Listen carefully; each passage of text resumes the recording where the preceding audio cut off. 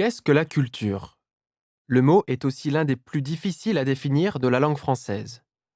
Il semble d'ailleurs exister autant de définitions de la culture qu'il y a d'auteurs qui se sont penchés sur la question, certains auteurs offrant même des définitions différentes d'un texte à l'autre. L'ensemble des œuvres produites par des artistes, rangées dans un patrimoine que chaque génération augmente et fait fructifier. Guy XVI. Il s'agit de l'ensemble des activités sensibles et intellectuelles qui se réfèrent à la recherche du beau ou à la recherche de la finalité du monde. Bernard Grelon. La culture est la somme des savoirs accumulés et transmis par l'humanité, considérés comme totalité, au cours de son histoire. Denis Cuche. Ensemble des valeurs, des références intellectuelles et artistiques communes à un groupe donné, état de civilisation d'un groupe humain. Dictionnaire de l'Académie française, 9e édition. La culture française est marquée par sa diversité, sa richesse, grâce notamment à ses différentes régions, aux emprunts à d'autres peuples, ainsi que par sa diffusion et son influence à travers le monde.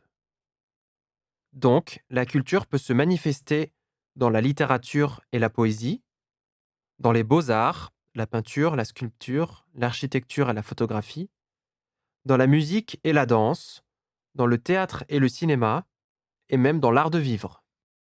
Le patrimoine culturel, comme empreinte de l'histoire, de la philosophie et de la religion, fait également partie de la culture, y compris les musées et les monuments historiques.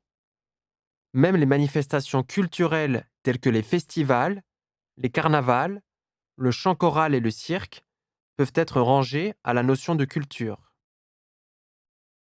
Certes, tout est intimement lié, mais dans cette leçon, nous allons nous borner du patrimoine culturel de la France qui se manifeste dans les monuments et les curiosités.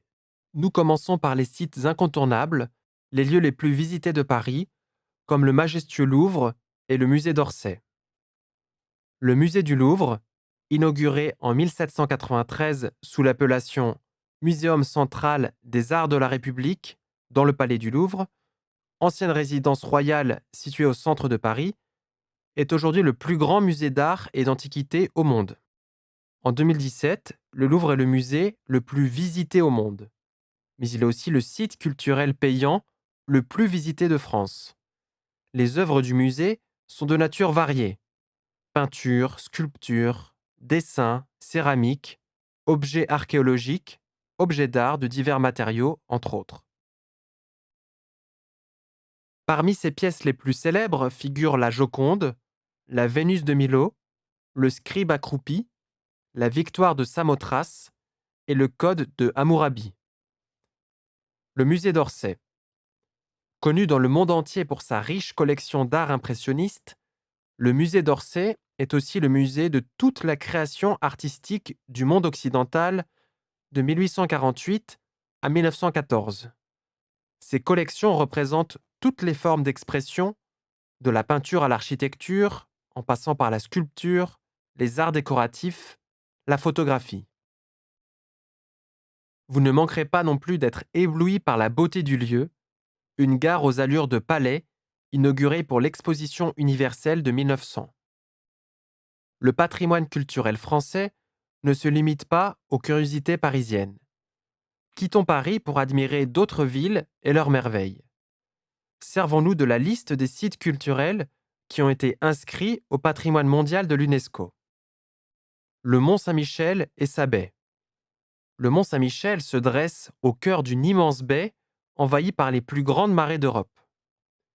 Sur un îlot rocheux, à la limite entre la Normandie et la Bretagne, s'élève une abbaye bénédictine de style gothique dédiée à l'archange Saint-Michel et un village à l'abri de ses murailles. La construction de l'abbaye entre le XIe et le XVIe siècle a été un tour de force technique et artistique. La cathédrale de Chartres.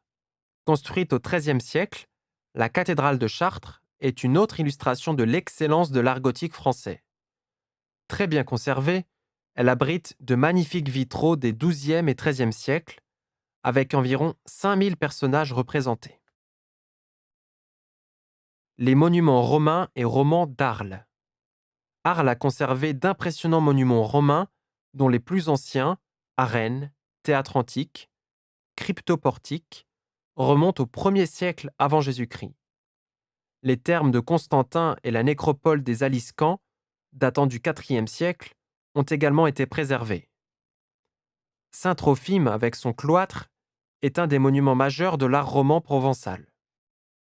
La grotte ornée du Pont d'Arc, dite grotte Chauvet-Pont d'Arc. En Ardèche, cette grotte recèle les plus anciennes peintures connues à ce jour, entre 30 000 et 32 000 avant Jésus-Christ. Redécouverte en 1994, elle abrite plus de 1000 peintures aux motifs anthropomorphes ou animaliers inventoriés sur ses murs. Le site est fermé au public pour préserver les dessins. Depuis avril 2015, les visiteurs peuvent admirer une fidèle reconstitution, la caverne du Pont d'Arc, à quelques kilomètres de l'original. La cathédrale de Bourges. La cathédrale Saint-Étienne de Bourges, construite entre la fin du XIIe et la fin du XIIIe siècle, est l'un des grands chefs-d'œuvre de l'art gothique. Son tympan, ses sculptures et ses vitraux sont particulièrement remarquables. Par-delà sa beauté architecturale, elle témoigne de la puissance du christianisme dans la France médiévale. La cathédrale Notre-Dame, l'ancienne abbaye Saint-Rémy et le palais du Thau, à Reims. Encore un des chefs-d'œuvre de l'art gothique. Lieu du sacre de 25 rois de France, la cathédrale Notre-Dame de Reims a été prise pour cible durant la Première Guerre mondiale, puis restaurée grâce à des mécènes américains. Dotée de 2303 statues, elle possède aussi des vitraux réalisés par le peintre Marc Chagall en 1974. Et maintenant, comme toujours, un peu de grammaire en révision. L'expression de la cause et de la conséquence. Commençons par la cause. Exprimer la cause, c'est donner la raison, l'explication d'un événement, d'un fait, d'une attitude ou d'un comportement, mais c'est aussi justifier les actes, apporter des preuves, c'est-à-dire c'est aussi argumenter pour convaincre. La cause. La langue française possède de nombreuses façons d'exprimer la cause pour laquelle un fait advient ou n'advient pas. Tout d'abord, c'est la ponctuation et l'intonation de la voix. La cause est exprimée par la présence des deux points. Exemple, il neige, nous n'allons pas nous promener. Cause, il neige. Effet, nous n'allons pas nous promener. Ensuite, la cause peut être exprimée par conjonction de subordination qui se rajoute à la proposition subordonnée. Citons quelques exemples. Le site est fermé au public parce que l'on veut préserver les dessins. Au lieu de parce que, vous pouvez utiliser également les conjonctions puisque, car, d'autant plus que, pour la bonne raison que, sous prétexte que, c'est que. Faites attention à ce fait que la subordonnée introduite par comme, puisque, étant donné que, du fait que, vu que, précède toujours ou en général la principale. Remarque, lorsqu'il y a plusieurs subordonnées et qu'elles sont coordonnées entre elles, on utilise que pour éviter de répéter la conjonction. La façon suivante de l'expression de la cause, c'est le verbe principal auquel on rajoute la préposition suivie du nom. Exemple. Nous sommes arrivés en retard à cause d'elle. En raison du prix des appartements, il est très difficile de se loger à Paris. Nous avons trouvé ce musée grâce au plan que vous nous aviez envoyé. La France est un pays très connu pour ses richesses artistiques. Il t'a offert ce cadeau par amitié. Étant donné la pression des écologistes, les constructeurs ont décidé d'arrêter le chantier. Elles ne sont pas allées au cinéma, faute de temps.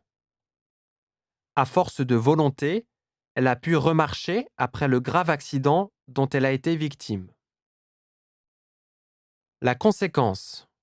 Exprimer la conséquence, c'est mettre en évidence le résultat, les suites, les effets d'une action, d'un fait ou d'un événement. La première façon d'exprimer la conséquence, c'est la ponctuation et l'intonation. L'intonation et les pauses permettront de saisir, à l'oral, le lien de conséquence existant entre les deux propositions juxtaposées. À l'écrit, ce lien se manifestera à travers la ponctuation, virgule, point virgule, deux points. Emma s'est levée très tôt, elle ne tient plus debout. La conséquence peut être exprimée aussi par la phrase introduite par la conjonction de coordination et, donc, par conséquent, du coup, c'est pourquoi, etc. Par exemple, lisez ce livre et vous saurez comment accorder les participes passés. Je pense, donc je suis. Les jeunes quittent les villages. Ainsi, les traditions se perdent et deviennent du folklore. Il ne s'est pas décommandé par conséquent, il s'agit d'un simple retard. Elle m'a regardé d'une façon. Du coup, j'en ai perdu la parole.